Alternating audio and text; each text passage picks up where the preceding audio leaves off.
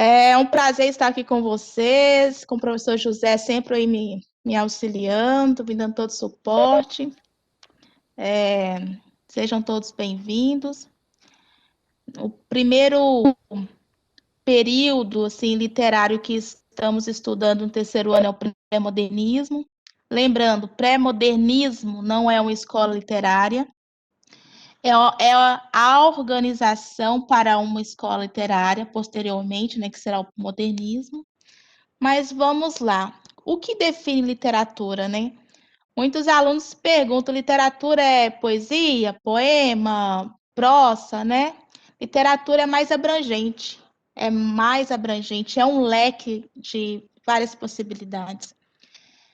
Literatura, gente, é qualquer manifestação artística de cunho cultural, lembrando, de cunho cultural, que está aí ao lado, andando de mãos dadas com a poesia, poema, prosa, música, dança, teatro, telas, esculturas, arquitetura. Então, tudo que seja obras artísticas, manifestações artísticas de cunho aí cultural, lembrando, é bom frisar isso, de cunho cultural, eu posso definir sim como literatura, tá bom? E no pré-modernismo, o que acontece no pré-modernismo? O pré-modernismo, os atores, poetas, escritores aí do período literário, eles querem escrever obras retratando aí a sociedade brasileira, retratando as classes mais menosprezadas, né? Retratar as mazelas do nosso país de uma linguagem mais clara, uma linguagem mais simples, uma linguagem de fácil entendimento, porque eles queriam que suas obras chegassem até a população. Então escreviam aí de forma mais simplória, vamos dizer. O pré-modernismo, essa mobilização literária, iniciou aí no início do século XIX, em 1902, e essa mobilização foi até 1922, certo? Lembrando que não é uma escola literária, é a organização para uma, que em breve vocês estudarão aí no modernismo, logo quando concluirmos o pré-modernismo. Pode passar o slide, José? Posso só fazer um comentáriozinho rápido aqui? Sim. É só da gente retomar um pouquinho que eles com certeza já viram aí lá no primeiro ano, onde que nós tínhamos o romantismo, né? Só para ter uma localização, onde lá a gente tinha uma figura de um índio, né, como um herói nacional. Então, nesse período do pré-modernismo, nós tivemos uma retomada, né, uma substituição desse personagem brasileiro, de fato, desse período. Aí nós tivemos outros personagens aí que a gente vai ver logo mais, como o Caboclo, né, como os personagens mais urbanos, aí as classes menos abastadas aí. Então, e lembrando que essa característica de destacar um herói brasileiro, nós vemos aí, como você citou, o índio no romantismo, no trovadorismo era o senhor feudal, é uma característica europeia, né? Por mais que no Brasil os poetas, os escritores da época queriam retratar e colocar a nossa cara brasileira, retratar a nossa nação, mas ainda havia resquícios europeus, né? Com algumas características europeias, né? É, pode passar, José. Linguagem simples, eu já disse, né? Que já mencionei. Como eles queriam que suas obras chegassem até a população, né, a população menos favorecida. Então, eles queriam que as suas obras tivessem uma linguagem mais clara, mais objetiva, né, que houvesse aí um grande entendimento para todos. Pode seguir. Então, o principal, assim, fator que chama muita atenção no pré-modernismo, que é uma característica do realismo, conteúdo segundo ano, é uma crítica, criticar a realidade brasileira, colocar realmente o dedo na ferida, nas mazelas sociais, né? Porque o Brasil, se hoje o Brasil tem uma parcela de classes menosprezadas, uma parcela pobre, imagina aí no início do século XX, né? Então, o Brasil era um país pobre, doente, um país atrasado, muito diferente do Brasil aí pintado pelas telas aí do romantismo, porque o romantismo, que é um período que vocês estudaram ano passado, idealizava a nossa nação brasileira, né? Idealizava, não colocava a realidade, era tudo romantizado. Já no pré-modernismo, né, vai assim destacar bastante a nossa realidade, o que estávamos passando na nossa sociedade. E é uma característica aí de um nacionalismo crítico, né? Criticar a nossa nação. Pode seguir. Se alguém estiver com dúvida, gente, pode se manifestar. Então, e qual será esse herói brasileiro? Qual será esse personagem aí destacado nas obras literárias do período pelos escritores? Será o sertanejo, o caboclo, o suburbano, o mulato, o pequeno funcionário público. São os grandes personagens aí de cunho cultural, né? E que teve um grande manifesto assim, dos escritores em colocar a realidade dessas pessoas em seus livros, destacar suas dificuldades sociais, destacar o seu dia a dia, né, os seus obstáculos do dia a dia, do seu cotidiano. E eles foram bem realistas assim em retratar esses personagens em suas obras. Pode passar.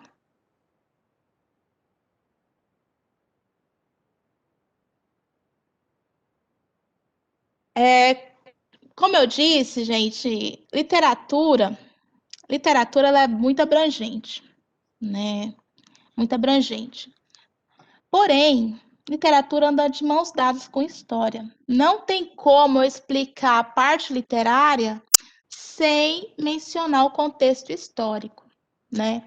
O que estava acontecendo naquele período, né? Porque o período histórico, os acontecimentos históricos do início do século XX, ele irá influenciar, sim, nas obras literárias, tá?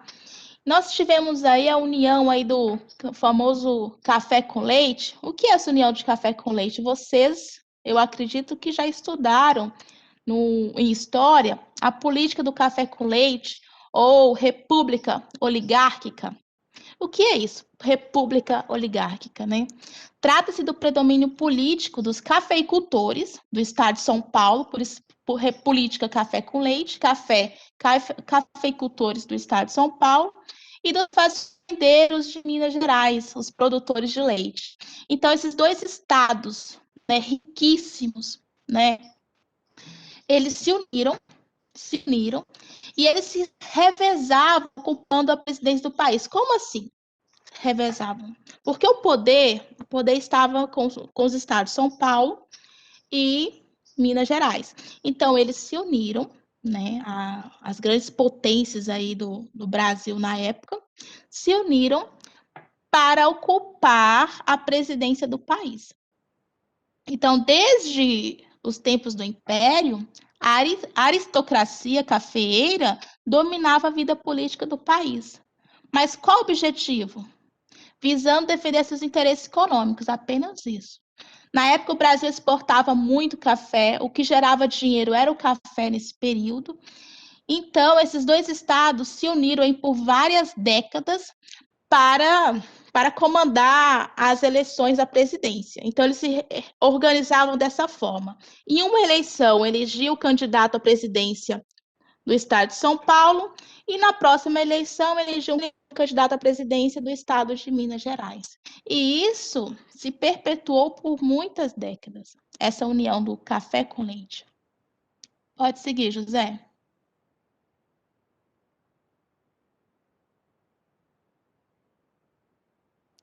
Agora vai falar um pouquinho da nossa região, região norte. Nesse período também, gente, o que estava acontecendo na nossa região aqui? O ciclo da borracha. O ciclo da borracha, que vocês sabem, né, a extração da matéria-prima, o látex, né, da seringueira, foi um período muito importante para a nossa região, porque foi um período de colonização, né? Impulsionou a colonização aqui da região norte, impulsionou o desenvolvimento, né? As principais capitais aí que se destacaram na produção e exportação do látex foi Belém, no estado do Pará, Manaus, Amazonas, no estado do Amazonas, e Porto Velho, né, nossa capital, Porto Velho. Então, esse período foi muito importante para colonizar a nossa região norte.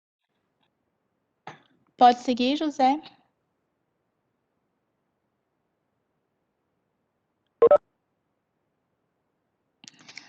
Outro momento marcante também foi a Revolta de Canudos, né? O grande escritor pré-modernista Euclides da Cunha, ele como jornalista retratou a Guerra dos Canudos, né? A Revolta de Canudos no estado da Bahia.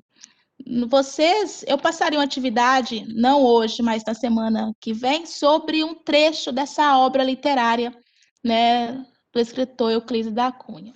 Tivemos também, nesse período literário, uma revolta chamada Revolta da Vacina, que trazendo para o nosso cotidiano, está tendo também uma certa revolta contra a vacina. Essa revolta da vacina no período literário do pré-modernismo aconteceu no Rio de Janeiro. Mas como assim, professora, a revolta da vacina? Rio de Janeiro era a capital do Brasil na época, né? E no mês de novembro do ano de 1904, o povo insatisfeito protestou contra a lei da vacinação obrigatória. Eles protestaram, eles queriam livre-arbítrio, né, de decidir se iria vacinar ou não. Eles queriam livre-arbítrio. Então, se uniram nesse protesto contra a lei da vacinação obrigatória e também contra os serviços públicos prestados no período. E qual era a vacina na época? Era a vacina antivaríola, né? Foi a vacina aí que gerou essa revolta toda. Trazendo para os tempos atuais, né, José, está tendo uma certa revolta contra a vacinação para o Covid-19 também. Olha só, está se arrastando, né, um contexto histórico aí para o século XXI sobre a mesma revolta, só mudou o tema, né? Vamos esperar mais uns anos à frente e essa revolta nossa dos nossos dias aqui aparecer nos livros de história, de língua Aparecendo, portuguesa também. aparecendo nos livros didáticos também, né?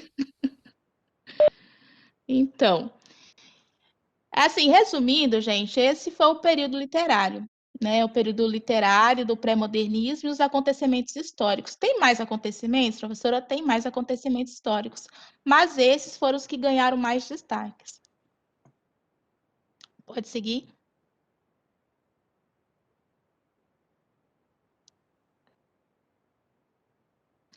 Então, resumindo a parte literária, qual era a característica, né?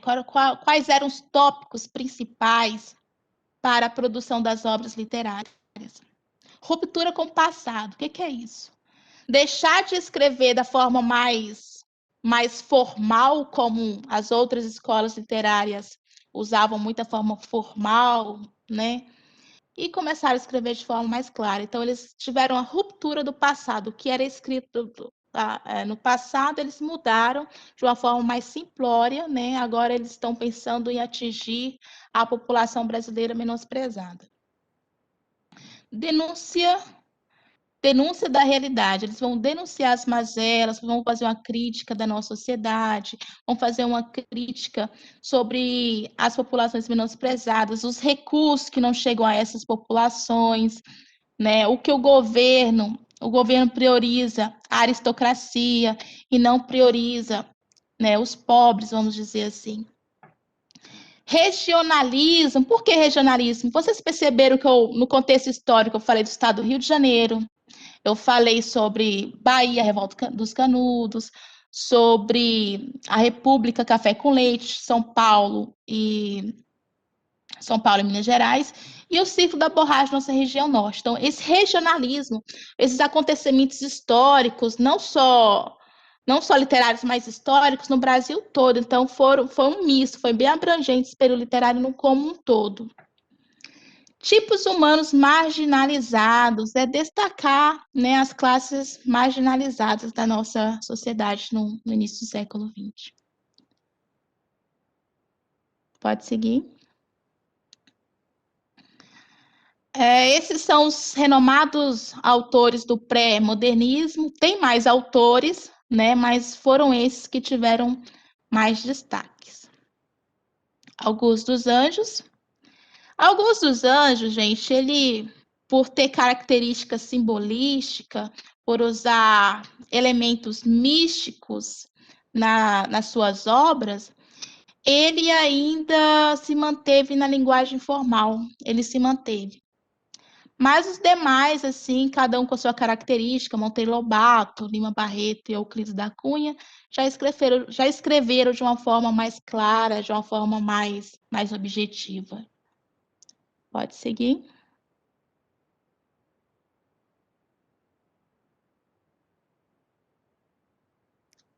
Augusto dos Anjos, vocês fizeram atividade? Bom, creio que fizeram todos, né?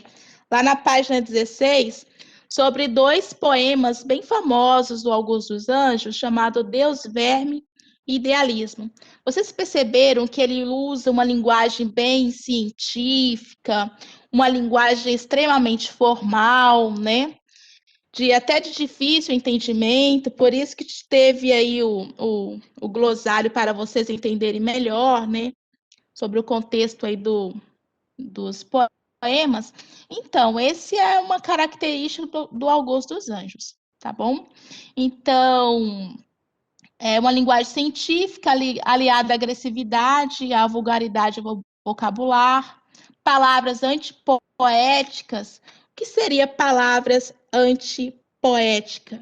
É usar palavras de outras esferas, de outros contextos. Vamos supor, ele utilizava muitas palavras da medicina. Palavras que só quem faz medicina ou está na área entende, né? Nos seus poemas, nas suas poesias. Tema da morte, ele é considerado poeta da morte, por sempre se referir à morte nas suas obras literárias. Usava os cadáveres, os vermes, os fluidos corporais. O que são fluidos corporais? Suor, escarro, coriza, assim, são os fluidos corporais. Totalmente pessimista. Os seus poemas, por ter, né, o eixo principal, a morte, eram poemas pessimistas, que não via esperança aí na sociedade, não via esperança, né, do outro, do próximo, sabe? E expressava a angústia da matéria. Tem um poema que eu gosto muito dele, assim, eu acho bem interessante, bem, assim, a gente refletir um pouco, né, sobre as nossas ações. É um poema chamado Versos Íntimos, né? Eu vou ler só uma partezinha que está aí no slide, bem assim.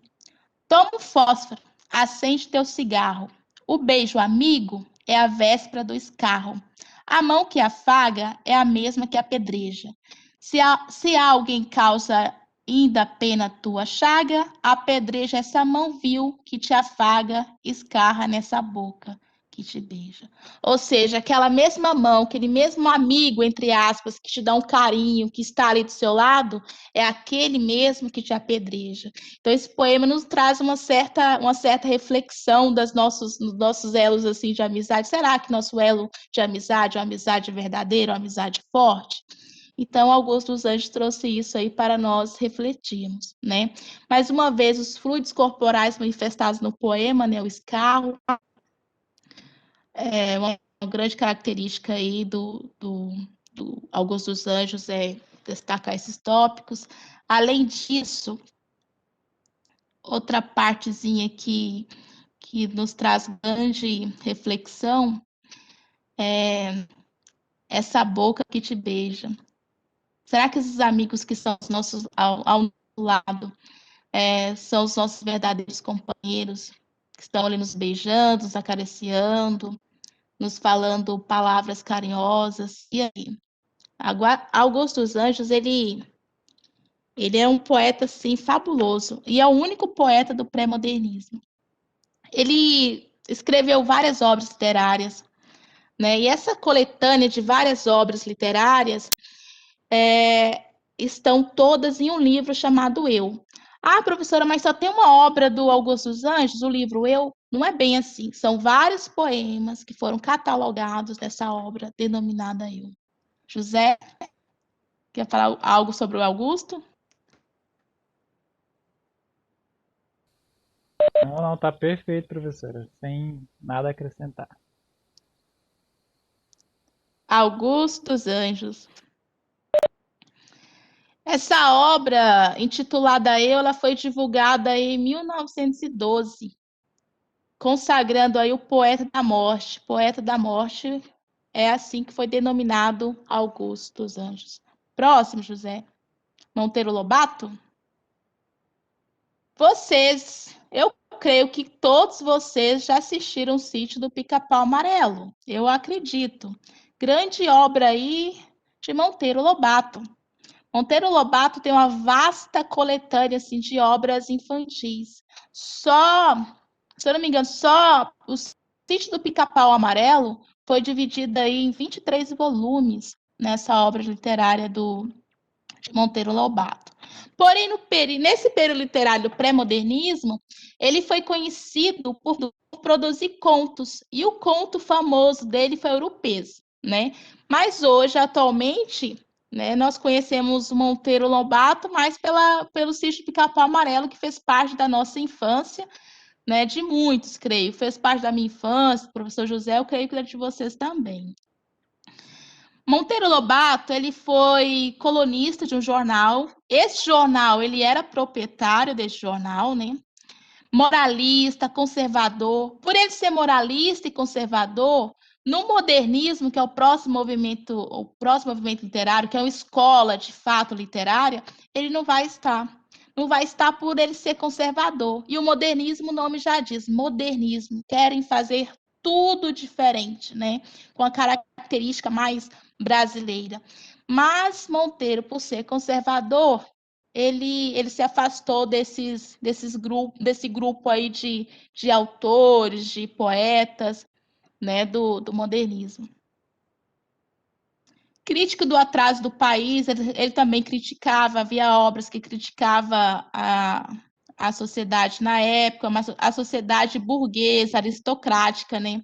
E ele valorizava também a população, aquelas classes mais marginalizadas em suas obras também, apesar de ser conhecido como contista no livro Eurupês e conhecido aí também como o grande autor das obras infantis. Mas Monteiro Lobato também denunciou as mazelas brasileiras, sim. Participou da campanha do petróleo, ele era burguês, muito rico, o estilo literário sem inovações, porque ele manteve a linguagem informal.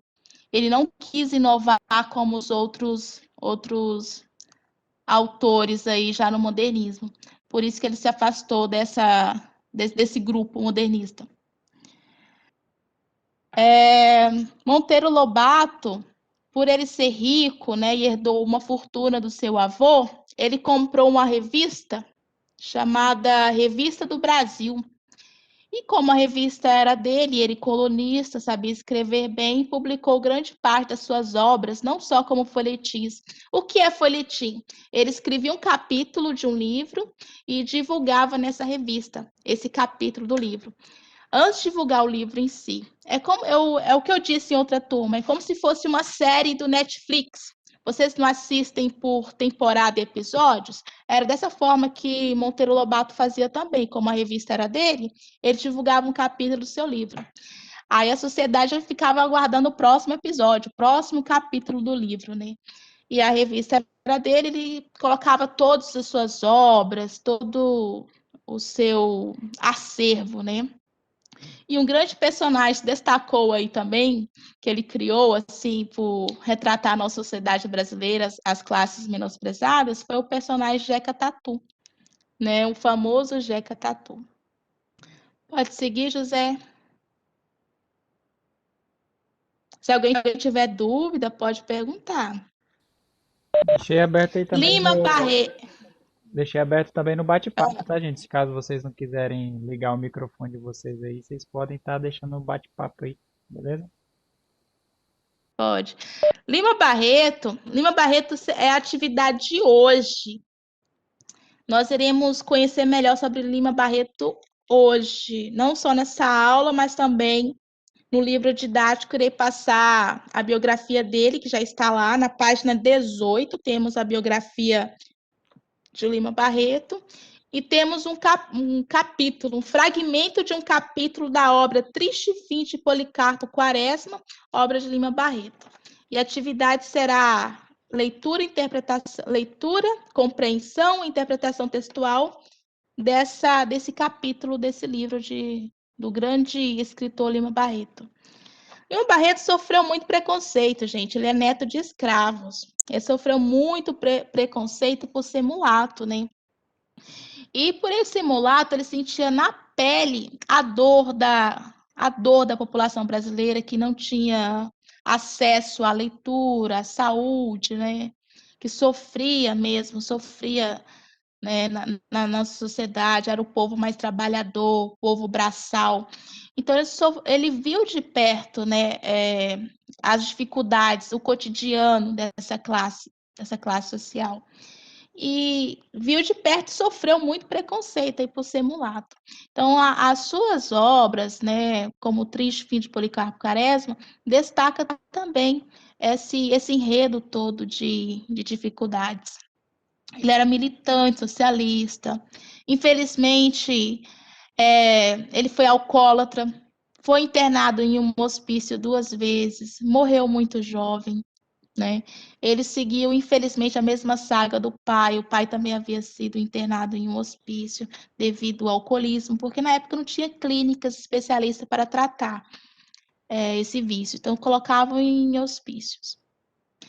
Ele fazia denúncias da desigualdade, dos preconceitos, né? Ridicularizava os políticos e a classe média, descreveu os subúrbios, né? Por ele fazer parte, por ele estar ali no cotidiano dos suburbanos, ele descrevia os subúrbios e os personagens marginais do Rio de Janeiro.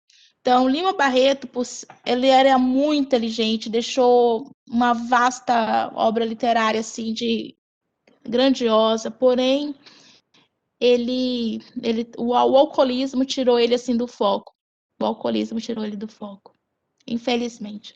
Mas Lima Barreto é tema de Enem, é o tema da atividade de hoje e depois vocês irão conhecê-lo melhor no nosso livro didático, que tem a biografia dele bem clara, bem objetiva para vocês estudarem melhor. Algum aluno quer fazer alguma pergunta? Vamos olhar o bate-papo, como está, José? Não, tem ninguém. Nenhum aluno Acho quer que perguntar. os Gente, meninos ainda estão tão tímidos ainda, para eles estar sendo novo, essas videoaulas, mas logo eles acostumam aí. é novo para vocês, é para nós também, professores, tá? Estamos aqui tentando explicar o conteúdo de uma forma mais dinâmica, vamos dizer assim, mas é novo para a gente também. Então, não fiquem acanhados, perguntem sim, tá certo? Próximo,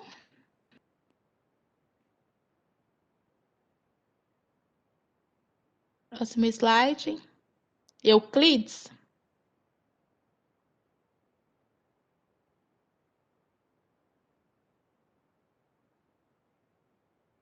Euclides da Cunha. Euclides da Cunha. Um grande jornalista, gente. Vocês com certeza já ouviram falar ou já ouviram alguma explicação de história ou estudaram, né, sobre a revolta dos Canudos, a Guerra dos Canudos, né? Ele, por ser jornalista, fez a cobertura da guerra, escreveu Os Sertões. É uma obra que retrata essa Guerra dos Canudos, né?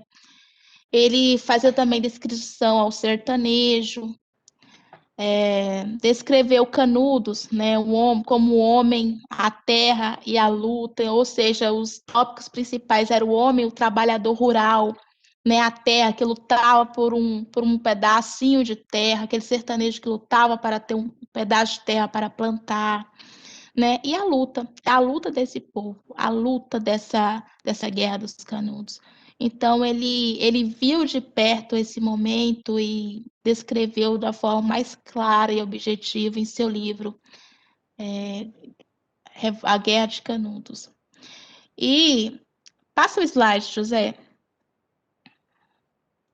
Pode passar o slide. A obra dele, Sertões, virou uma série, se tornou uma série em 1990, chamada Desejo, na Rede Globo. Essa série está toda no YouTube, está toda por episódios no YouTube, se alguém tiver interesse, tá? É uma obra magnífica, magnífica. Eu aconselho vocês a assistirem. Eu coloquei até um link no próximo slide, José, passe. Próximo slide. Então, gente, ó, tem um link aí em amarelo para vocês assistirem. Como eu disse, literatura não é só poema, poesia, prosa e contexto histórico. Literatura é mais abrangente, abrange tudo que tem cunho cultural, qualquer manifestação artística de cunho cultural. Vocês irão estudar nas outras aulas a Semana da Arte Moderna, também fez parte desse período. Nós temos aqui outros autores modernistas, já é o próximo período, tá, gente? Só dando uma palhinha para vocês. Vai seguindo, José, o slide.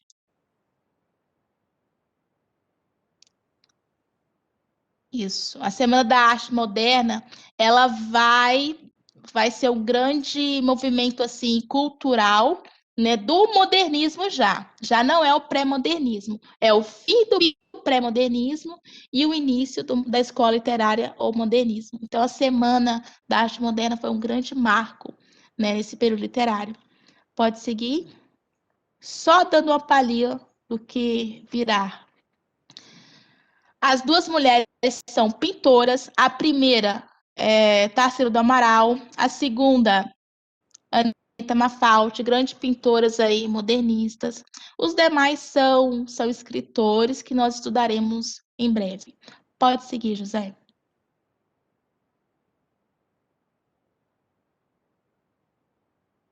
Teatro Municipal de São Paulo, gente. Esse teatro ele está em funcionamento até hoje. Esse teatro, se eu não me engano, ele foi finalizado em 1910. 1910. Ele foi inaugurado em 1911 para atender o desejo da elite paulista da época. É um teatro que tem eventos até hoje, no século XXI, nós temos grandes eventos nesse teatro. E no próximo slide, nós temos uma foto com a elite paulista no Teatro Municipal. Nessa foto, nós temos autores, temos pintoras, enfim, temos personalidades aí da aristocracia paulista, enfim. Pode seguir.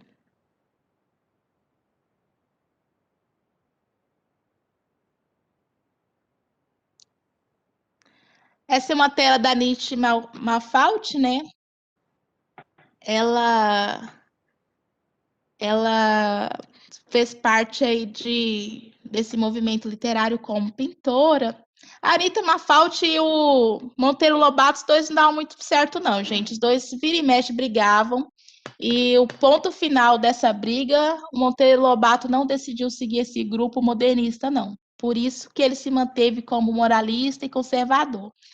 E uma das pintoras que ele sempre, além do escritor Oswald de Andrade, uma pintora que ele sempre teve uma certa rixa foi a Anita Mafaldi. Na próxima tela, nós temos outra tela da Anita Mafaldi. Isso. Como na escrita, nos poemas, poesias, livros, obras literárias, enfim, os escritores colocavam os personagens menosprezados na nossa sociedade brasileira, nas pinturas, gente, não será diferente. Não será diferente. Se essa tela retrata uma mulher mulata, poderia ser uma serviçal ou uma doméstica, né? Mas retrata a mulher mulata, a mulher trabalhadora. Próximo, José.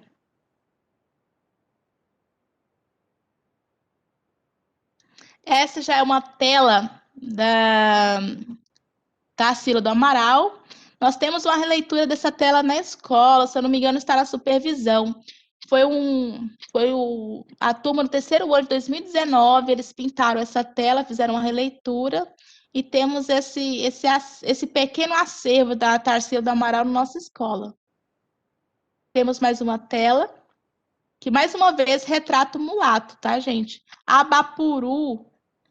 Da última vez que eu vi a tela, notícia sobre a tela original Abapuru, José, estava em 40 milhões. 40 milhões. Olha, eu vou começar a voltar a pintar de novo e vou deixar meus quadros meio escondidos aí. Pena que ele só começa a valer muito dinheiro depois que o autor morre, né? Felizmente. Depois, póstumo, né? Depois da morte. Espero que os Então, meus, enquanto em vida, valham pelo menos uns R$ 100. mais uma vez, ó, a Bapuru não se sabe o sexo, né? Mas representa o mulato, né? As classes menosprezadas. Olha a questão do Nordeste aqui, o cacto, né? Retratando aí características nordestinas em sua tela. Tem uma tela de Tarsila que também retrata os operários, né? Tanto que o nome da tela é isso, os operários, né? O povo mais trabalhador, o povo braçal. Então, gente, não só na literatura, que eu falo na escrita, mas nas obras artísticas, nas telas, nas pinturas, irá influenciar, sim, né? Os eixos principais aí do pré-modernismo, que é destacar essas classes menosprezadas, fazendo uma crítica da nossa nação, do nosso Brasil, nesse período literário. José, passa um vídeo, gente. Iremos passar um vídeo curtinho, se não me engano, são 4 minutos de vídeo, para vocês. É um resuminho de toda a aula de hoje, para vocês entenderem melhor. E esse resumo eu gostei dele, chama-se Desenhando para Aprender. E eu gostei que no vídeo, quem fez o vídeo, ele desenha, coloca imagens, figuras, para que o aluno possa entender através dos desenhos. Achei incrível. No grupo de WhatsApp, eu também postei para vocês esse vídeo, é bem interessante. Desenhando para Aprender. É o resumo da aula de hoje. Estou feliz com a presença de vocês. Nós iremos postar o vídeo no YouTube para que os alunos que não puderam estar presentes nesse momento assistir posteriormente. O pré-modernismo surgiu e se desenvolveu de 1902 a 1922, apenas 20 aninhos que mudaram muita coisa na literatura brasileira. Porém, ele não é uma escola literária, mas sim uma fase de transição criada para agrupar autores que escreveram obras que não se filiaram plenamente a outros movimentos da época. Completamente diferentões. Por isso, esse momento é marcado por uma mistura entre aspectos tradicionais, o pré da expressão, e inovadores, apontando já para o modernismo. O pré-modernismo se situa entre o realismo e o naturalismo do fim do século XIX e a Semana de Arte Moderna de 1922, que deu origem ao modernismo brasileiro. Opa, não conhece esse movimento ainda? Relaxa que a gente já tem um mapa mental sobre isso, é só clicar no card que vai aparecer aqui em cima. Para entender tudo o que aconteceu durante essa época, precisamos compreender qual era o contexto histórico brasileiro, o que estava rolando por aqui. Nesse momento, ocorriam reformas urbanísticas, o Nordeste brasileiro passava por sérios problemas de seca e a Guerra de Canudos acabava de acontecer. Além disso, o processo de industrialização e urbanização de São Paulo estava a todo vapor e começava o processo de favelização das cidades. Todos esses acontecimentos se transformavam em temáticas das obras literárias da época, que abordaram o cenário de riqueza riqueza versus pobreza, retratando a desigualdade perceptível num lugar em que pequenas zonas ricas e cheias de propriedade conviviam com extensões marcadas pela pobreza. Os autores também tentavam criar personagens sem idealização romântica, porque isso os afastava da vida real do brasileiro. Logo, surgiram novos personagens mais concretos e próximos ao cotidiano, que normalmente eram imigrantes, sertanejos e funcionários públicos. O grande objetivo ao se escrever sobre essas pessoas e situações era trazer à tona um Brasil real na literatura. Eu sei que vocês já estão doidos para saber que autores são esses que mudaram tudo, né? O pedido de vocês é uma ordem. Tiveram 4 escritores com maior destaque durante esse período. Todos eles carregam consigo resquícios de escolas literárias anteriores, mas, ao mesmo tempo, trazem inovações, mudanças. Na poesia, Augusto dos Anjos carregava, por um lado, algumas características do simbolismo, como o uso do soneto e decassílabo, e por outro usava um vocabulário antipoético, ou seja, inesperado para a poesia. Por exemplo, ao falar de excreções corpóreas, corpos em putrefação e usar vocabulário médico e filosófico, abordando ainda cenas cotidianas em suas criações. Já na prosa, temos 3 autores principais. O Euclides da Cunha foi uma figura muito importante, porque ele era o jornalista que foi a campo e retratou a Guerra de Canudos em Os Sertões. Já dá para imaginar o quanto esse livro é marcante no pré-modernismo, né? Apesar do autor trazer influências do determinismo e uma linguagem rebuscada e barroca, ele inovou ao fazer uma denúncia social sobre o sertão, apresentando outra perspectiva sobre a miséria que assolava a região. Outra personalidade literária relevante no pré-modernismo foi Monteiro Lobato, mas não por causa do Sítio do Pica-Pau Amarelo, não. Foi devido ao seu personagem Jeca Tatu, o caipira preguiçoso, em que o autor procurava retratar o atraso e abandono do Vale do Paraíba e, ao mesmo tempo, denunciar os problemas da vida no interior paulista, utilizando uma narrativa descritiva realista que, como vocês já imaginam, ele trouxe do realismo. Por último, mas não menos importante, vamos falar sobre Lima Barreto, o autor mais crítico do pré-modernismo. Utilizando uma linguagem despojada e coloquial, o que lhe rendeu muitas críticas por parte dos intelectuais da época, mas também o aproximou das experimentações modernistas, as obras de Lima Barreto falavam sobretudo da realidade urbana e periférica, realizando uma denúncia dos preconceitos raciais e sociais vigentes no Brasil pós-abolição e proclamação da República. A gente vai ficando por aqui, mas você pode continuar estudando com o Descomplica.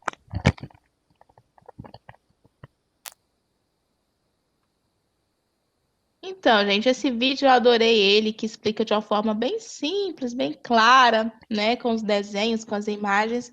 Eu gostei da dinâmica do vídeo e espero que vocês entenderam o conteúdo, que conseguimos aí sanar as dúvidas de vocês, né? E agradeço a presença de todos. Agradeço ao professor José por fazer parceria, por me ajudar, por me dar suporte. E aqueles que não assistiram ao vídeo, nós iremos colocar o link do YouTube. Então, até mais, até a próxima aula sobre o pré-modernismo. E eu conto com a presença de vocês e que vocês também convidem os demais colegas. Olha, ele iniciou a live, vamos participar, vamos entender melhor sobre o conteúdo. Lembrando, vocês estão no 3º ano e pré-modernismo é tema do Enem. Então, desde já, muito obrigada a todos. José? Agradeço aí pelo convite, professora. Agradeço a todos aí que nos ouviram aí. E é isso aí, vamos fazer a força aí para a gente alcançar mais e mais colegas de vocês aí. Beleza? Eu agradeço a todos aí. Uma boa semana. Boa semana. Até mais, gente. Tudo de bom.